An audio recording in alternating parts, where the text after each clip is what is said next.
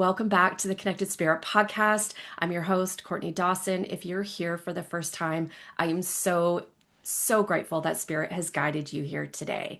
We are in for an incredible conversation.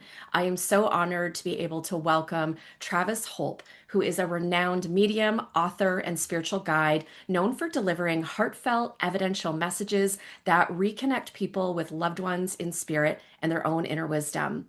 A Forever Family Foundation certified medium, Travis has conducted thousands of readings worldwide and has been featured in Entertainment Tonight, US Weekly, Cosmopolitan, Today.com, The Daily Mail, and People. He is the author of Are You There, Spirit? It's Me, Travis, from Spiegel and Grow. I hope I'm pronouncing that properly. And is touring the country with his transformational live events that blend spirit communication, humor, healing, and hope, reminding audiences that love never dies and connection is always possible. Travis, it's so good to have you on the show, friend. Oh, Courtney, I'm so happy to be here. This is making my whole morning. Mine too. I love it. I feel like when we connect and talk, it's almost like long friends. I feel like Yes. I've known you for a long time, and I'm so grateful that our paths have crossed. Yeah, there's definitely a comfort that I feel in your energy. So thanks for providing that. Ah, you're welcome. There is really this calm, grounded energy that comes through this book. And I talked a little bit about this with you off camera, but I'd love to know, Mhm. how are you feeling in this season of your life right now? Before we get into this book, how are you feeling? Yeah, this is an expansive season, and there have been so many great opportunities that have come up. I have the beautiful opportunity of traveling around the United States doing live mediumship demonstrations or shows in super fun venues. We've been doing them in comedy clubs, which has been so cool. And having the book come out in November of 2025 and just getting able to sit at different tables that I previously wasn't seated at. And so it's been really nice. I am growing through it. I think sometimes people forget that these great things are happening and like there's still this energetic recalibration that happens. And it's so normal. And I really wish like people would talk about how normal it is because every person Yeah. in my life that I look up to, that I respect, that I've talked to over the past couple of weeks and months, and just being curious with myself of like, this is an amazing time. And I'm feeling energetically stretched. And I'm more tired than I normally am. And I'm a little bit more tender. And I'm talking to all these people in my life that I feel so fortunate to know. And I'm asking them, like, did you feel this way? Like when you were having growth or when you were going through major shifts in your life and it looked really cool from the outside, what were you dealing with internally? And they all said the same thing, Courtney. They all said, I felt like my energy needed time to just recalibrate to what was happening around me. And I think that's Yeah. so true for me. My nervous system is balancing out. I am getting used to just this new energy of life that I'm seated in. And it's really beautiful. And it has its days where I'm like, okay, let's just breathe. We're going to put on a movie. We're going to like run a bath. We're going to light some candles. We're going to chill. I Yeah. think what I'm so grateful for is now knowing like when that's happening and when I need to give myself some rest. And so I'm grateful for that.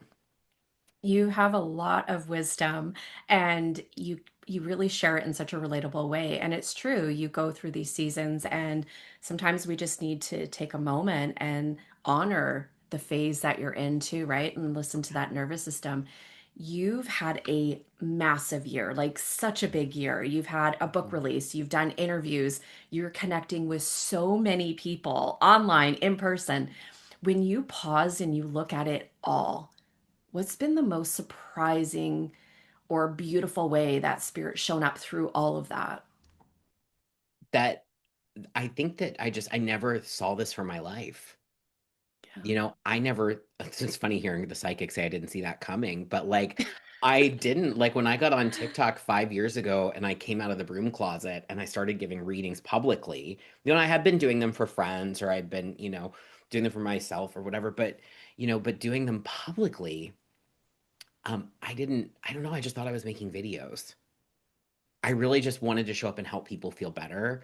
And the way that I knew to do that was through sharing my spiritual practice or through reading tarot for people or, which evolved into mediumship and working in that arena. And so I never saw this for myself. I think that's like the most surprising thing, looking back over the last like 5 years, but the last 2.5 has really been a lot of growth. And so like looking back, that's been it. It's been the I didn't see that coming. But I'm so grateful. Like I'm so grateful. When I really think about it, I'm so grateful and that I get to help people. Yeah. And that I still like that's still very much my focus is helping people live the life that their soul came here to live. And I just happen to do that as a bridge between this world and spirit. And it's inspiring because mediumship really is all about healing, and the unique way that you and spirit do that together, it is touching millions of people. Like that is so inspiring and so incredible to watch and to be a spectator seeing that. You go, God, the world is good.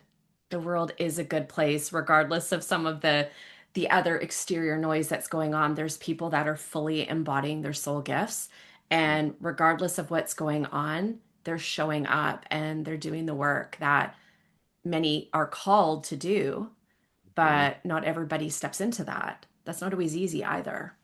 Yeah, growing up, I loved Richard Simmons. Like Richard Yeah. Simmons was my idol. And my mom had some of his like sweating to the oldies tapes and like, Yeah. and I just remember being so enamored by Richard Simmons and seeing him just show up in a time where queerness and being sparkly and being over the top like really was just like I don't know. I think the 80s and 90s were kind of gay, but like he was like very gay, and so just seeing him show up with sequins and him working with people, and his modality was exercise, but ultimately he was helping people transform their lives. Yeah. And and so he did it through exercise, through dieting or through food and but he ultimately is helping people transform and I remember watching him thinking like I want to do that. I want to help people in that way. And so I've always I don't know, I've kind of modeled myself in a way after Richard, just kind of thinking like, well, what would Richard do? Like Richard would show up with, throw some sequins on it and let's have a party. And so I try to do that with my work as well. I can see the similarities there because I'm a 1980s baby. So Richard Simmons was a household name. We all Yes. saw his infomercials, him on the TV talk shows. And there was something about him that just, regardless if people thought he was a little too sparkly or shiny, that man just had the capacity to meet people where they were at and Yeah. to love them unapologetically and to be that support system that not everybody had access to. And I can see that in your work. Yeah. He just showed up so embodied. Yeah. Like Yeah. I think like when I think of embodiment, like I think about people like Richard, who you're Yeah. right, like he was showing up very sparkly and what's not for everybody. I love that he wasn't trying to be for everybody. Yeah. I love that. Absolutely. Like, I like that he was just trying to be for the person that he was called to serve, or that were called to follow him, or called to be served by him. I love that. I think that's so brilliant. And what a legacy to leave behind, too. And you're certainly making your own way with that, Oh, too, with your legacy.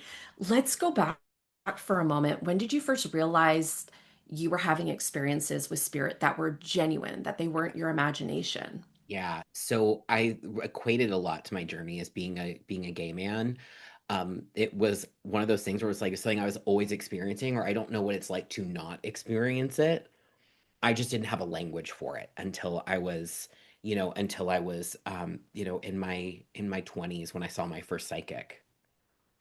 I had no idea that what I was experiencing was spirit. And so I would have these moments where I write in my book where I'm with my granny and we're using the Ouija board and we're Yeah. connecting with our loved ones who had departed and there was always this feeling of never being alone. And I had trouble sleeping in my room at night. And my dreams have always been insanely vivid. And I can picture things like with a very clear image in my mind's eye. And I could feel things. Even as a kid, I would walk up to people. My parents owned a restaurant, and I'd walk up to people and I'd be like, Mommy, this person is so sad, without that person saying anything. And then, years later, I would tell my friends, like, hey, like, do you have like a dead grandparent? Because they're like kind of talking to me and telling me how they passed. And so I would have these experiences. But Courtney, I thought everybody did that. It was like being gay. Like I Oh, just thought everybody was like, like I just thought yeah. everybody was little, had a little sugar in the tank. Apparently not. Surprise, surprise. And, but again, I think kind of like equating it to my sexuality, I think there's spectrums of it. Like I think Yeah. that it's not just medium or not medium. We all have some kind of ability or Yeah. some intuition or some way to interpret energy. Some people are just more than others. Like me and Richard, Yeah. we're gay as hell. But I think that was it. It wasn't until I was a bit older when I sat down with my first psychic, and um she sat me down. The first thing she said to me was, she goes, "Oh honey, your heart is so broken, and I also need to tell you, you talk to dead people." And I was like, "Okay, we'll just starting off strong here. Let's just." Yeah. But Courtney, that really was truly a time in my life. I think it was one of the lower times in my life. I was so lost. I had no idea who I was.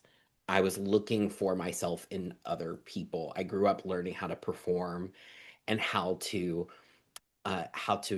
really put on a show to get love and to be loved.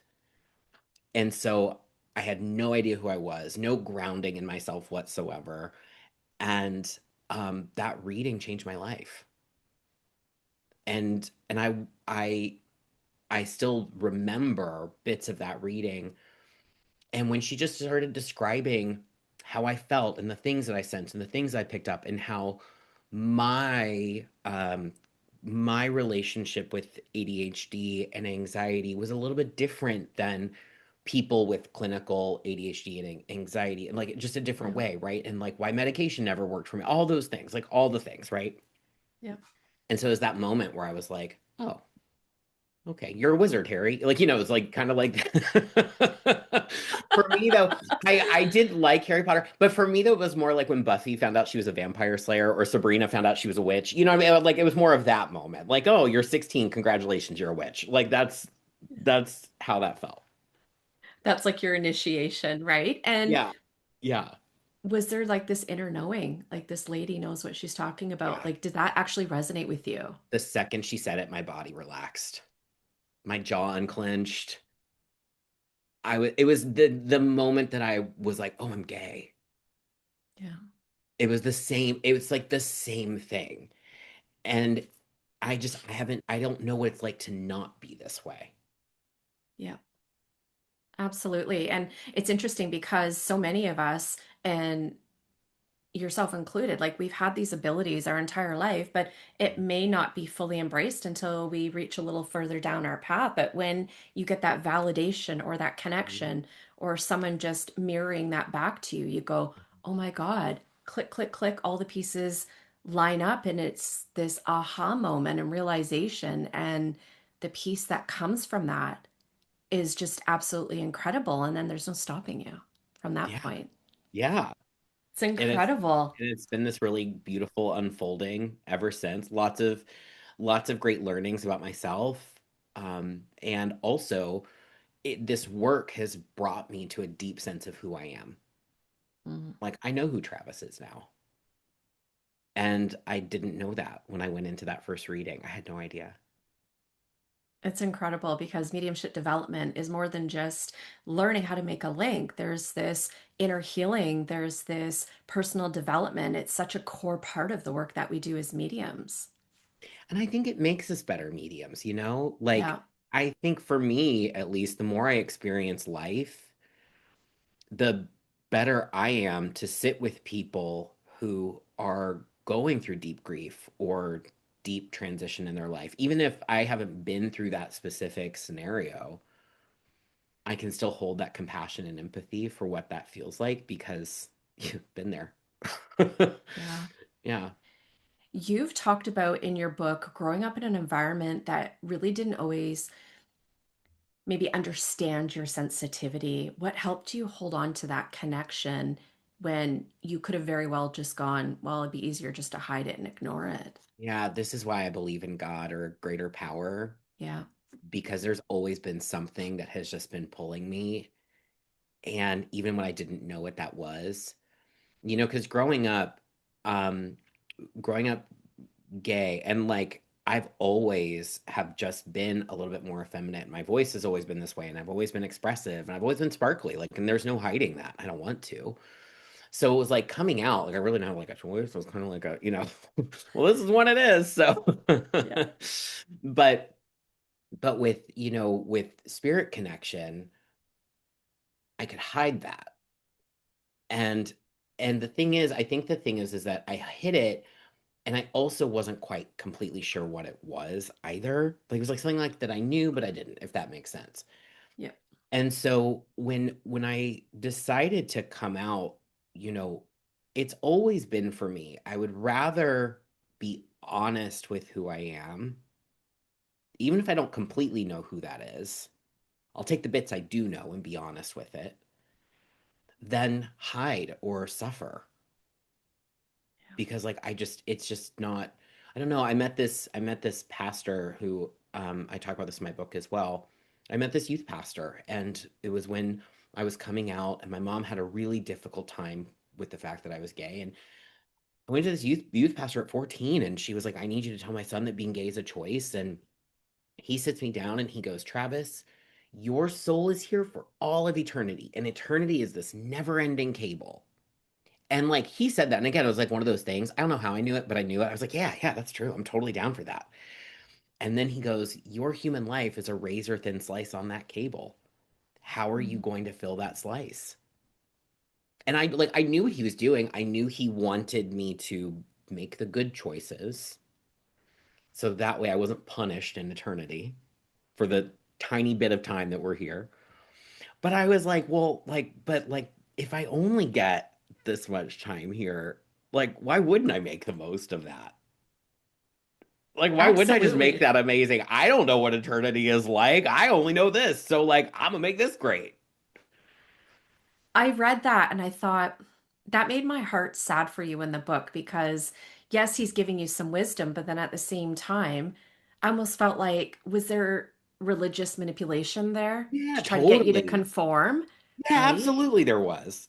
Yeah, absolutely that was his intention. But that's the thing. It's like I didn't hear it that way though. I love it. I Like love that. I really didn't. And I try to do my best and guide my life by that as much as I can.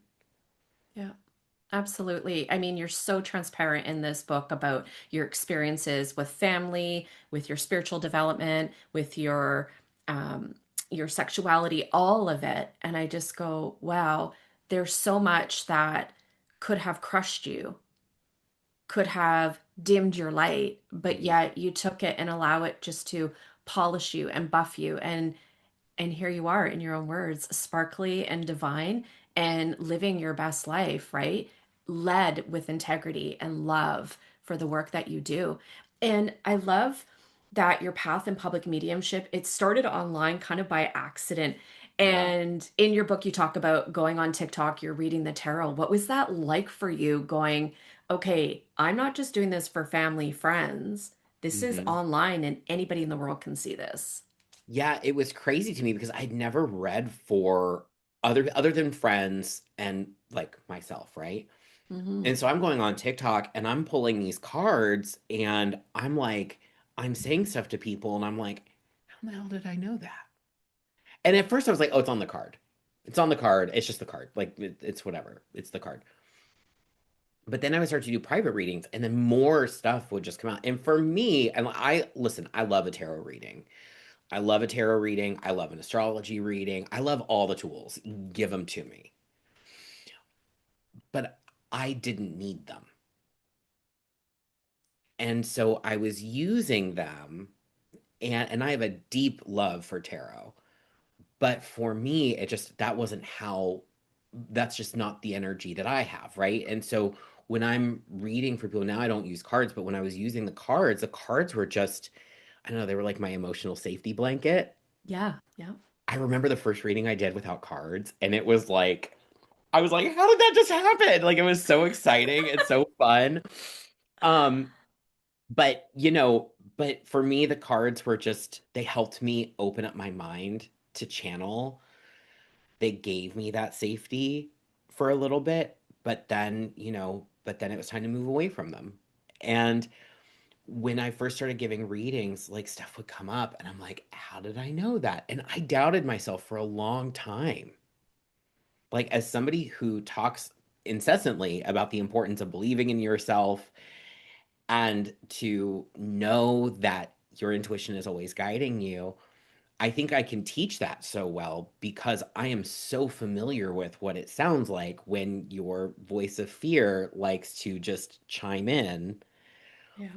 and just want to give you an opinion, you know? And so for me, it was a cool experience though, and I'm so grateful for it. I look back on that time now. And I think, like, my first couple of readings I did, I was exhausted afterwards. Like, nobody taught me energetic boundaries or clearing so I did like a day where I did 3 readings, and the next day I'm on the couch, like, can't move. Like, like just like my body hurt everywhere. I was like, what just happened to me? But I love those times. I love thinking back to when all of that started because it's so crazy to think about just how, if you are somebody who dives in and you're committed to yourself and you're dedicated to your practice, how quick you can grow. Absolutely. And it is a practice. We're always learning and growing and evolving.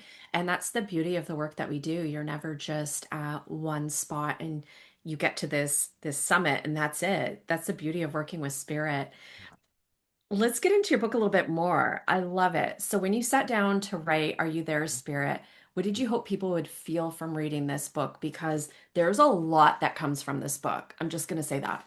Thanks. So when I first got the presented with the opportunity to write the book, I was very excited. I was like, oh my God, this is gonna be like the best book ever. It's gonna be like The Secret. Everybody's gonna buy it. It's gonna be blah, blah, blah, blah. But then I sat down to write it and nothing came out. I had um I had given the publisher a chapter and an outline of the book. My book agent and I, that's what we presented with, and that's what they bought the book off of. And I had an idea of what I wanted it to be. Originally, it was going to be more prescriptive. So more of like, here's how you connect, here's what you look for, all of that. And that's what it was originally. And then I thought about it and I was like, I don't know if I want to do that now. And so, had more conversations with my book agent and I kind of sat on things for a bit. And then he was just like, oh, just write something. Like, just write and just see what comes up. I couldn't write anything, nothing. And I had a deadline of, we got the go ahead to write the book in September, August or September of 2024. The manuscript was due March 15th with 60,000 words. And nothing came out until my dad was diagnosed with cancer in late January, early February. I was just starting my first like big tour, and not the ideal time to write a book, by the way. Not ideal.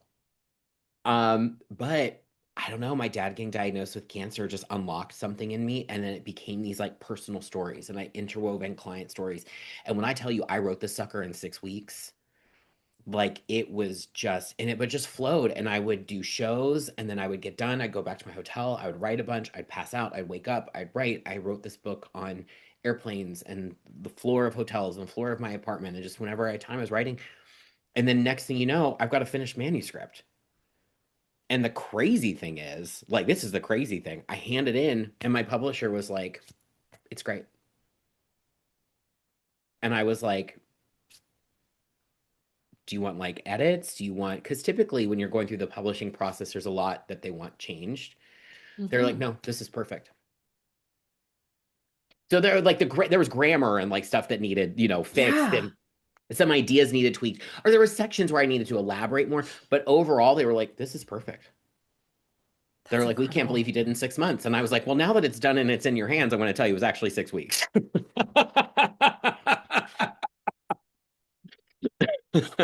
Isn't that wild though? I want to share something with you, Travis. So when I was reading this book, it's Yeah. more than words. There really is more than words, okay? And I mean, I read a lot. I love books, but there is an energy behind the words. And I was saying to Spirit, because they're always here, you know that as a medium, they're Yeah. always Yeah. close by. They don't go And I away. said, Spirit, this is inspired, isn't it? And they said, yes. Yeah. And you can feel the energy behind this book. And that's why I think it's so incredibly powerful. And then you sharing the story, 6 weeks. Who writes a book in 6 weeks? I don't think so. You certainly, I mean, all of these things coming together, Yeah. you must have had help from your team. I did. So I was called to do the artist's way. And so I did the artist's way. Yeah. And then I said it. And then I heard a divinely timed video from Dochi, the rapper, Yeah. who this was about, I think, like early January. I heard this video, or no, it was like around the time. Well, it would have been around the time she finished or she was nominated for a Grammy. They had just announced she was nominated for a Grammy for her album Alligator Tears or something. And this is like early mid-January, whenever they released the Grammy nominations. And she goes, I did the artist way, and what I did was I set a 30-day timer on my phone of when I needed my album to be done. And she was, and I just wrote, and whatever I wrote in that time is what I handed in. And Yeah. so I was like, I'm gonna do that. I'm gonna set a timer on my phone. And when the countdown is up, that's what I have to hand in. And I set the countdown to like, I think it was like 8 a.m. of the morning of the 15th. And I remember where I was when I hit finish on the manuscript. I was in an airport in I don't even know what city. I would like had ended up like there was like flight drama. I ended up in like Oklahoma. I don't even know where I was. I was in I was in an airport. That I do know. I think it was Oklahoma. I'm in an airport and I hit send and I just start crying, like deep Mm. crying. But it was such a great experience. Would I do that again to myself? Probably not. But for a first Yeah. time, hey, you know what? We birthed this baby with love. Absolutely. And you can feel the love in it. And you talk about in this book like a lot of lessons that you've had. Is there a lesson that maybe spirit taught you that was really hard? You know, one of those experiences that made you go, oh, okay, I see why this happened or why they led me to this. Yeah, yeah. There was a podcast that I did um with this person who I adore, and I adore her podcast. And I went on as Delta Work and I go on her podcast. It was like a dream podcast to be on. Yeah. This was filmed in September of 2024 because all these things are filmed early. And the episode came out first week of November 2024. And um and this is how much I love Delta. Originally, they wanted to put me in as like her Halloween series. And she was Mm. actually like, I don't think so because it's going to look so kitschy and like be really disrespectful to him. Let's put him in first. It's like a Thanksgiving month episode, it'll be about gratitude and blah, blah, blah. It was great. I thought it was so nice. Yeah. I give her this reading. The reading was fine. Like it wasn't like it was my first time doing a reading of that caliber. And honey, I had a lot of firsts the the last like 2 years with mediumship. So it was my first time doing a reading on a podcast. I didn't know how they wanted me to work. And I don't think they knew, right? Because like they never had a medium on before either. And really, what I learned in that was it's my job to tell people what I need. It's not their job to read my mind. It's my job to tell people, here's how I work. I was in a Yeah. room with three other people. You know, I picked up, watching the reading back, I realized I was picking up energy from somebody else's loved one that was in the room. But I also picked up on Delta's dad's energy who had departed. And that reading was fine. There was like, but there were parts of it that I was like, oh, this could have been better. This could have been, but I'm always going to be like that with my mediumship. I'm sure you know, right? Where it's I like am. Yeah. oh, that could have been better. And the person getting the reading thinks it's great. And meanwhile, we're just neurotic and we're like, oh, this could be better. So, anyway, so her audience was not necessarily an audience that's primed for mediums. And it's an audience where they're used to critiquing drag race, like RuPaul's Drag Race and all that. So it's a very like critique audience, critique heavy. Hmm. And honey, I got critiqued. And I don't read the comments of things like of shows that I go on, um, because not every audience is primed for it. If Yeah. the audience is primed for it, it's a little different. But if they're not, then it can be. And so I just don't read them because people are not kind. And so anyway, so my I share the clip with my friends. I'm like, oh my God, the episode aired today. I'm so excited. And one of my friends, he wasn't, God love him, he just goes, oh honey, these comments. And then I was like, oh, the comments, let me read them. Huge mistake. My grandpa, my papa, had just passed away that same like week the episode came out. So I'm in grief. Yeah. And then this episode comes out, and you have all of these people in the comments just ripping me apart. Like, and it's not even like it wasn't even about the mediumship. It was like, oh, I can't believe he wore that, or I can't believe he looks like that, or he looks like he smells, which I was like, that one I'm still like offended by because I'm like, I don't think so. Um, so it was like that though, right? And then there was somebody in there who was like, I went to high school with him and he didn't have any of this in high school. This is all bullshit, you know. Um, things like that. And so I went to bed for 2 days. I read all of those things. I went to bed for 2 days. And I remember this Brene Brown TED Talk where she talks Mhm. about the man in the arena quote and how after she gave her first TED Talk, people went for the jugular with her. You know, the Botox, she was too old, she looked like this, she looked like that. And she had a very similar experience. And so I went back and I listened to how she handled that experience. And what Spirit taught me in that moment was this job and being visible is going to come with that. I am not going to get away from that. But I get to choose how I respond to it. I get to choose how it affects me. And so now, like, people will leave a comment. Actually, it's really funny. I just had this the other day. Somebody left a comment on an article that I did with out.com. And some guy was like, oh, he's a grifter and blah, blah, you know, just it's always the same shit. I'm like, can you get like Yeah. can you call me something else? Oh, he's a grifter. This is bullshit. Psychics aren't real. My immediate thought, Courtney, was, oh, he's just approaching this from a different level of understanding than I have. I seen your post about that and I was like, that was so inspiring because that can do two things. Piss you off as the medium going, how dare he say that? He doesn't know me. But Yeah. then you're like, no, wait a minute. Pause. No, this Yeah. isn't about being defensive. Mm-mm. How did you get to that place responding to that? Because I don't honestly, know. okay, okay. What's the No, inside I think scoop? no, I think what it was, Courtney, was just like eventually it was like that. It was just so much of it, Yeah, you know? And then it's like then you just kind of have a choice. Like I can either go hide and do readings in the back of a bookstore, not knocking it, all for it, yeah, and hide there, or I could only show up in places that are supportive of mediums, or do what Richard did, yeah. show up anyway, and let the thing that I am pulled by be bigger than what other people on the internet have to say. Because the second that you cower, Yeah. you hand your power right over to those people.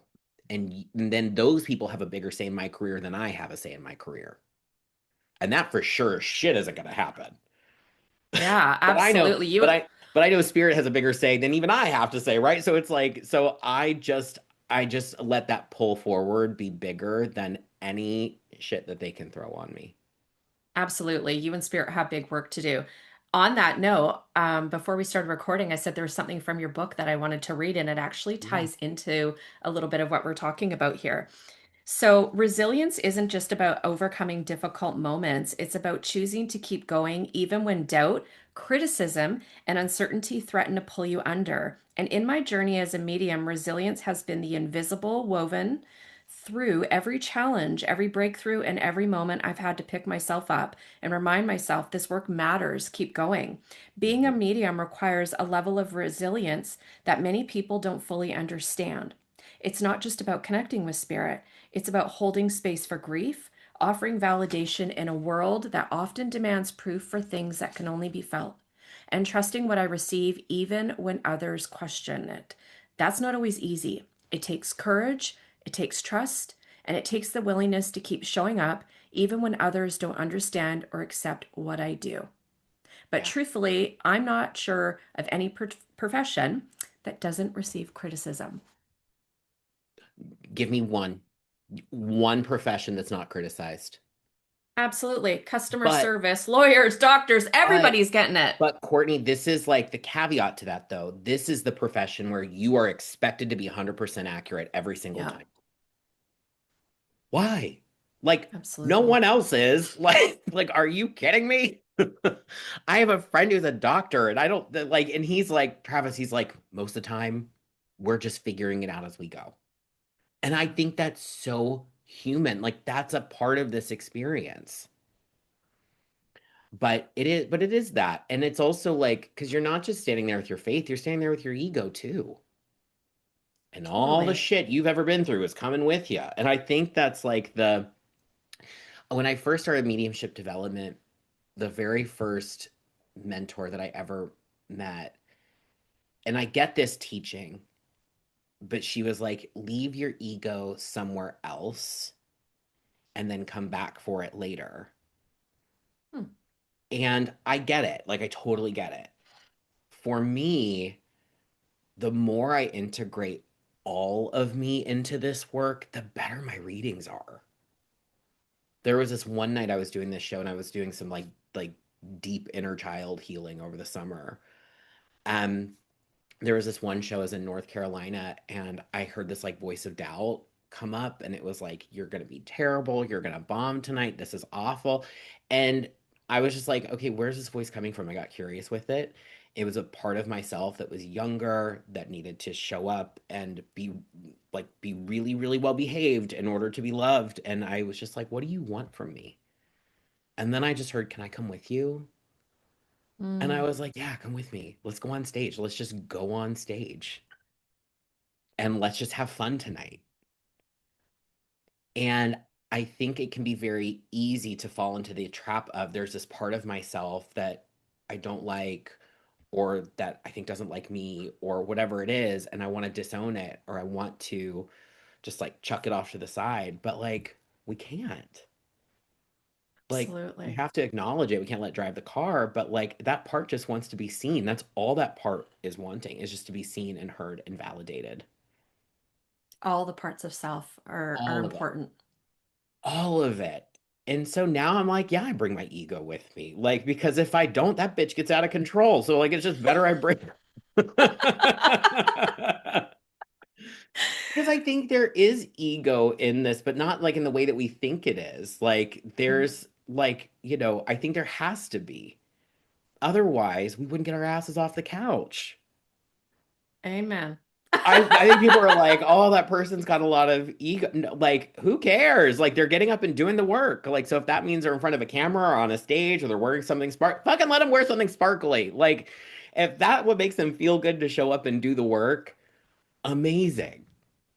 Absolutely. Let people do life the way they feel called to, and let's stop putting so much judgment on how that looks.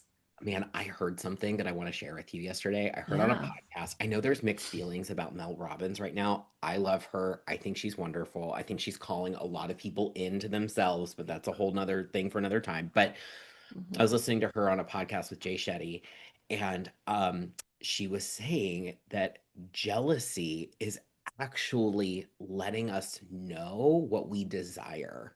And so when we feel jealousy towards somebody, they're actually giving us information. They're giving us a gift.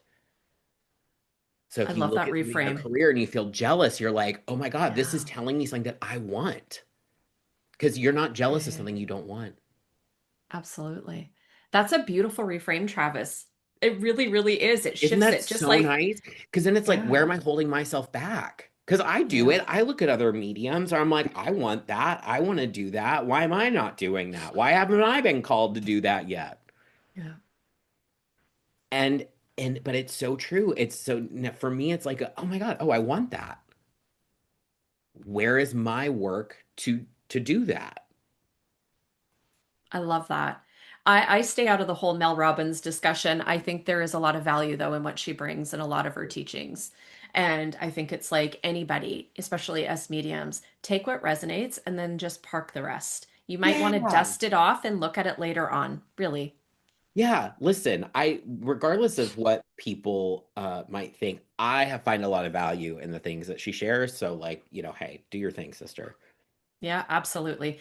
For someone who's listening that's feeling disconnected from themselves, from spirit, from a spouse, what's one small, like real world way that they can begin to reconnect? Oh my God, just stop worrying. No, I'm kidding. I'm so kidding. Yeah, there's such power in taking a breath. Yeah, Just taking a breath and giving yourself space in between like what you're feeling and how you're responding. I think that's been like the biggest gift. Because, honey, listen, I'm an Aries moon. I've got a Sagittarius rising. I'm a Virgo sun, but that mm, Virgo sun is fighting for its life. You know what I mean? Like, I know emotion and passion, and also yeah, like my own lesson in this life has been to give things a little bit more of a response, build that space in between. And I think, sometimes when we're feeling disconnected or we're feeling like, there's just, listen, there's so much happening in our world.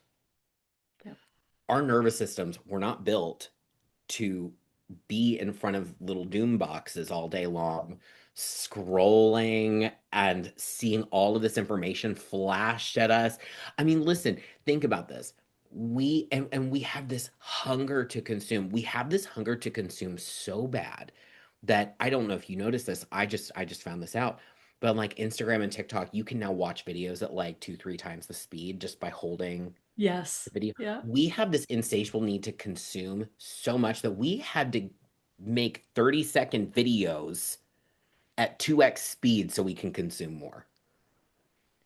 And when we're consuming, there is no time for us to just slow and take a moment and be still and check in. And I think our bodies will tell us everything that we need to know in that moment. And so when we take that breath, we connect in. I just ask, what do I need right now? Probably put the doom box down and go outside and touch some fucking grass. Like that's I I think that's so powerful. But here's the thing. It's simple does not mean that it's easy to remember. yeah, And I think just those simple things are a beautiful place to start because we can't just start with like a full-on jog. We have to learn how to walk. We have to warm up, right? And so I think just taking those breaths, that's huge. That's huge. And that yeah. can, honey, sometimes that deep breath can save a life, honey. I listen, I can't tell you how many angry emails a breath has saved from someone receiving from me because something didn't, because I'm passionate about what I do and I care about Yeah. the people that I serve. And so, I can be a little hot-headed when things don't go the way that I need them to provide the experience that I want to provide people because my first thing is serving people, right? And so you want to get a crazy email from me, mess up something that messes up something for a client or for somebody that I care about, right? So, but that's been huge for me. And so that's what I would share with everyone is to give yourself the gift of taking a breath Mm, and just checking in. I love it. It's simple yet so potent and powerful. It really is. And before we wrap up today, if Spirit could just whisper one thing to everyone that's listening right now, what do you feel it would be? That there is so much hope in this world. Mm, That this world is perfectly balanced. I follow the 12 laws of the universe. That's like how I guide my life. And one of the 12 laws mhm. of the universe is the law of polarity, Yes. which simply just for everything that exists, its opposite has to exist. It has to. And that includes emotions, feelings, that includes that includes situations that are happening in the world. And so I think for everything that we can turn on our little doom boxes and look at and see the things in the world that we wish could be better, we can find the things that are going well. But not only that, that by seeing those things that are truly horrific and horrible or cause anxiety, that is sending out a collective ask from people, from humanity, for things to be better. And that causes a greater physical manifestation collectively. I love it. Thank you so much for coming on the show, for sharing your Yeah. love, your light, your wisdom with my listeners. And for all of you who haven't grabbed the book yet, please do so. It's available online, all major bookstores. Are you there, Spirit? It's me, Travis. Travis, thanks so much again, friend. Thank you, Courtney.